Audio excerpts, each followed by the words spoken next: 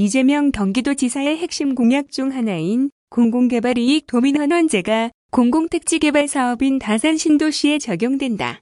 경기도시공사는 다산신도시 개발사업 이익금 약 4,330억 원 규모를 남양주의 교통 문제와 생활환경 개선 등 지역 현안을 위해 재투자할 계획이다. 경기도와 남양주시, 경기도시공사는 12일 경기도청 상황실에서 이재명 지사와 조광한 남양주시장, 이현욱 경기도시공사 사장 등이 참석한 가운데 개발이익 도민환원 촉진을 위한 다산신도시 지역상생 업무 협약을 체결했다. 협약에 따라 각 기관은 공공개발사업 추진 및 개발이익의 지역 환원 방안 등에 관한 사항과 공공개발 사업의 계획 수립, 사업의 인허가 및 준공, 협약기관 간 인계 인수 등의 필요한 사항에 대해 상호 협력하기로 했다. 또 경기도와 남양주시는 이에 필요한 행정적 지원에 적극 협력하고 경기도시공사는 사업 시행 및 사업비 부담 등 관련 업무를 수행하기로 했다. 이재명 경기도지사는 경기도의 가장 중요한 정책 비전이 억울한 곳이 없게 특별한 희생에 특별한 보상을 통해서 공정한 경기도를 만드는 것인데 아직 남북 간, 동서 간 차이가 아주 크다며 남양주는 최근에 급격한 성장을 이루고 있기는 하지만 기반시설도 매우 부족하고 도시의 자족 기능도 부족한 상황이라고 말했다.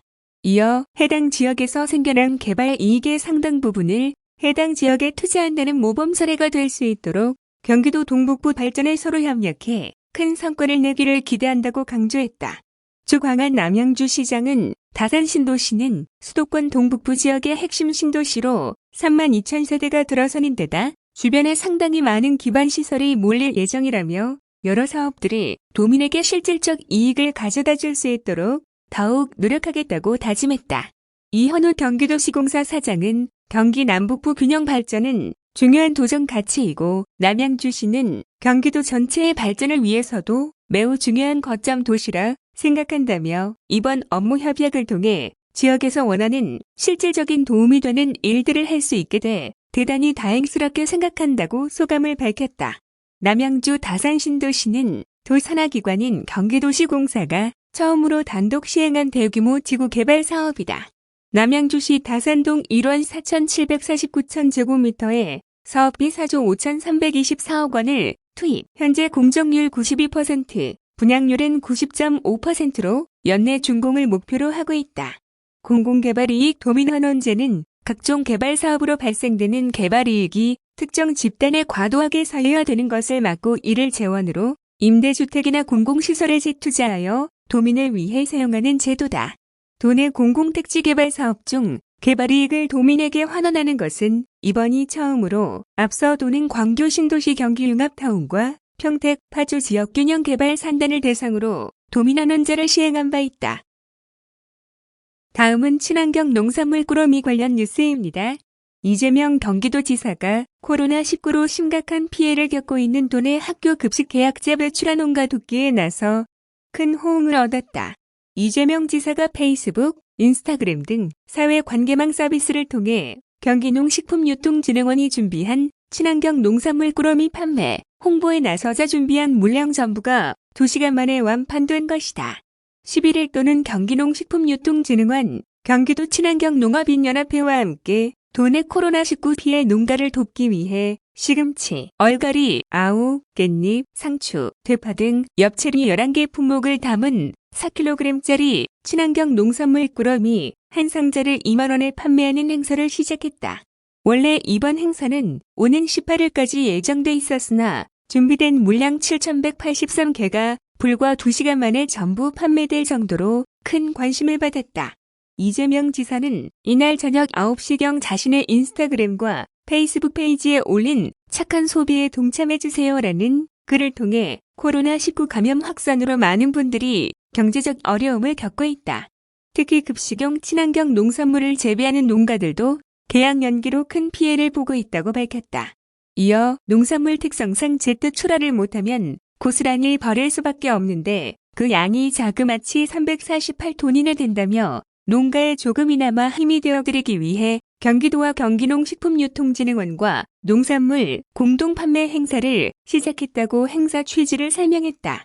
끝으로 이 지사는 이번 기회에 친환경 농산물로 건강한 밥상도 준비하고 농가의 씨름도 나누는 건 어떨까 생각한다며 연대와 응원으로 어려움을 슬기롭게 극복했으면 좋겠다고 밝혔다. 이후 일주일 판매 예정이었던 물량은 2시간 만에 전부 판매됐다. 구매자들은 샵 코로나19 농가 돕기, 샵 경기도 농산물 꾸러미, 샵 착한 소비 등의 해시태그를 걸며 자신의 SNS에 구매 인증샷과 참여 독려 메시지를 올리는 등 위기를 함께하려는 자발적 움직임을 보여 감동을 자아내기도 했다. 농진원과 친농련 측은 이 지사와 경기도 측에 감사의 뜻을 전했다. 강희원 경기농식품유통진흥원 원장은 일주일 물량이 지사님의 도움으로 불과 2시간 만에 전부 판매됐다며 이후에는 친환경 농산물 학교 급식 공급 준비 기간과 시기가 겹치는 만큼 상황을 살피면서 친환경 농산물 꾸러미 2차 판매를 진행할지를 결정하겠다고 말했다. 김준식 경기도 친환경 농업인연합회 회장은 경기도 친환경 급식 지원센터와 유통진흥원이 농민들의 아픔을 함께하기 위해 발벗고 나선 것에 대해 민관이 한 마음으로 위기 상황을 극복하는 좋은 사례로 남을 것이라고 말했다. 다음은 마스크 관련 뉴스입니다. 경기도가 코로나19 확산에 따른 마스크 품귀 현상 해결을 위해 하루 79만 장의 일반 마스크 추가 생산 준비를 완료했다. 현재 정부 제도 개선 절차만 남겨두고 있어 마스크 대란을 해소할 수 있을지 기대를 모으고 있다. 경기도는 지난 11일 일반 마스크 추가 생산 확대 방안을 마련해 식품의약품안전처와 산업통상자원부에 건의안을 제출했다고 12일 밝혔다. 이번 건의안은 보건용 마스크 생산업체가 유효설비를 활용해 대체용 일반 마스크를 생산할 수 있도록 제도를 개선하는 것이 골자다. 현행 제도상 보건용 마스크 업체는 일반 마스크를 생산할 수 없다. 그러나 현재 보건용 마스크 용원단은 멜트 블로운 필터의 공급 부족으로 일부 설비가 가동되지 못하고 있는 점을 감안 아예 이 같은 유효설비로 일반 마스크를 추가 생산해 보급을 확대하자는 것이 경기도의 보관이다. 도의 긴급조사 결과 보건용 마스크 생산업체들이 현재 총 14대의 유효설비를 가동할 수 있다는 의사를 밝힌 상태로 제도 개선이 이뤄진다면 하루 58만 장의 일반 마스크를 더 생산해낼 것으로 추산된다. 제도 개선 건의와 더불어 도는 북부지역 섬유기업들을 대상으로 원사, 편직, 염색, 봉제업체로 구성된 4개의 워킹그룹을 결성, 면 마스크의 단점을 보완한 항균 마스크를 제작해 마스크 품귀 현상을 해결하기로 했다. 현재 60개 회사가 워킹그룹에 참여한 상태로 13일부터 생산에 돌입해 오는 30일부터는 하루 최대 21만 장의 항균 마스크를 생산, 보급할 수 있을 것으로 예상된다. 앞서 도와 워킹그룹 참여업체들은 이달 초부터 이 같은 생산 방식을 합의해왔으며 현재 시제품 제작과 성능 테스트를 완료해 바로 생산, 판매가 가능한 상태로 생산 공급 시 가격도 1,000원 내외로 공급될 전망이다. 도는 이번 제도 개선과 워킹그룹 결성이 원활히 추진된다면 하루 약 79만 장 이상의 마스크를 더 공급할 수 있게 돼 마스크 품귀 현상을 해소하는 데 크게 기여할 것으로 기대하고 있다.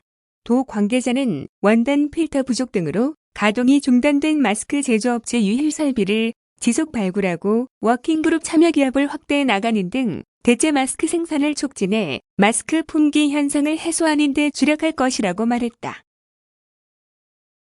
다음은 중국 동방항공 한국 승무원 집단 해고 관련 뉴스입니다. 경기도가 중국 동방항공으로부터 부당하게 집단 해고된 한국 승무원들의 권리를 찾기 위한 조치에 나선다. 12일도에 따르면 중국 동방항공은 11일자로 한국인 계약직 승무원 73명 전원을 경영 악화와 코로나19 확산을 이유로 해고 통보했다. 도는 이들 중 18명이 경기도민인 것으로 확인됨에 따라 이들의 부당해고, 권리구제를 적극 지원하기로 했다. 이에 도는 외교부 장관, 주한 중국 대사, 주상하이 총영사에게 공문을 발송해 중국 동방항공에서 일본인 승무원, 이탈리아 승무원은 해고하지 않고 한국인 승무원만 차별적으로 해고한 것이 사실인지 여부와 코로나19가 확산된 우한 지역 항공편에 우리나라 승무원을 다른 나라에 비해 다수 배치했는지 여부를 항공사 측에 확인해 경기도에 제공해달라고 요청했다. 이어 경기도는 이번 부당 해고를 엄중하게 인식하고 있으며 이에 대해 조속한 조치를 취해달라고 요구했다. 이처럼 경기도가 동방항공 한국 승무원에 대한 적극적인 권리구제에 나선 것은 이재명 경기도지사의 특별 지시에 따른 것이다. 이와 관련해 이 지사는 경기도민을 포함한 동방항공 한국 승무원들이 부당한 처우를 당하는 일은 없도록 해야 한다고 강조하기도 했다. 해고 통보를 받은 한국인 승무원들은 지난 2018년 채용된 신입기간제 직원들로 동방항공 측은 통상 2년여간 계약직으로 근무한 직원들을 무기계약직으로 채용해왔다.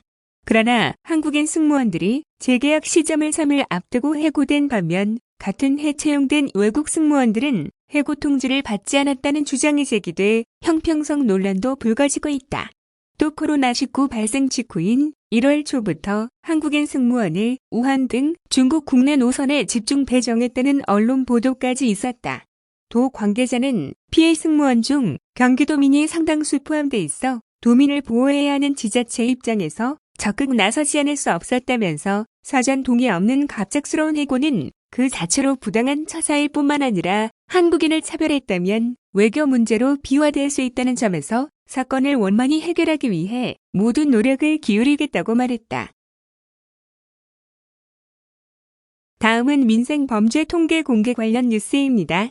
경기도 특별사법경찰단은 오는 13일부터 경기도 홈페이지를 통해 식품, 환경, 관광, 부동산 등 생활 밀착형 범죄 통계를 도민에게 공개한다고 12일 밝혔다.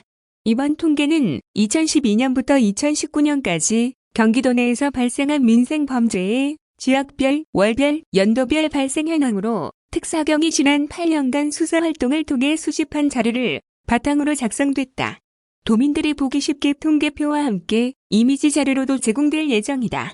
통계 자료 중 지역별 발생 현황을 살펴보면 계곡, 하천이 많은 지역에서 불법 하천 점용 등의 범죄가 발생했고 공장 등 산업시설이 많은 지역에서는 대기 배출 시설 미신고, 폐수 무단 방류 등의 범죄가 많이 발생했다.